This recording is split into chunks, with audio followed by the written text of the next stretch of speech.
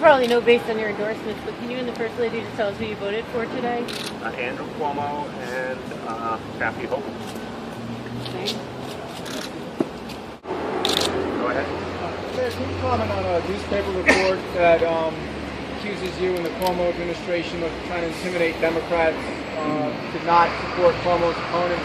It's outrageous. There's no truth in it at all. I've endorsed the governor wholeheartedly. I've endorsed Kathy Hochul wholeheartedly. That's the extent of it. So that was purely fabricated. And I think, look, just a word to the wise, when you see unsourced material, when you see allegations of something that no one will put their name to, oftentimes it's just not true. If you ever want to ask me, it's really easy to ask me. But I'm getting a little sick of someone said that someone did something with no attribution, because it usually is not true.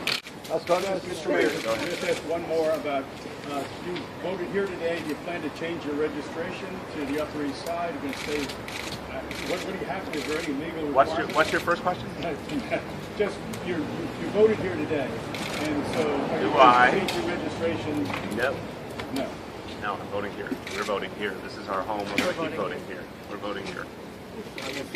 You only come from one place. We feel great. I mean, this is our neighborhood. It's always been our neighborhood. Well, 22 years. It's a long time. The house that we have just moved out of was the house each of us lived in the longest in our entire lives. This is our neighborhood. This is our borough, and we'll be back here constantly, and we're certainly going to keep voting here until the day that we return to the house, and then we will keep voting here. Mr. Mayor, for many New Yorkers, the Democratic primary is basically the only big race, right? The general election is not always contested. It was in some ways that way for you when you ran for mayor. Your campaign for the primary involved lots of forums, lots of outreach to voters.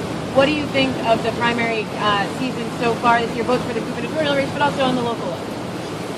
Look, I think that there are some years that obviously capture people's imagination. I think last year there was a lot of interest. It was a very hard-fought race, and I think the forums helped and the debates helped. I think that they're good for democracy.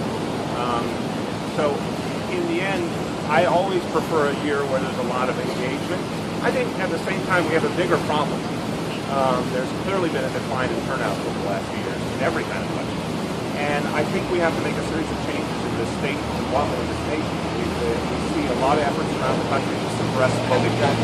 Sadly, almost always coming from Republican and conservative forces. That has to end. In this state, we're actually not that advanced in terms of the kind of reforms we need.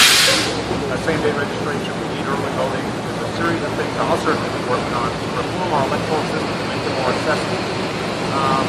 So we have a bigger problem of engaging our citizens, and we've got a lot of reforms to plan other things. Do you think the commission of debated?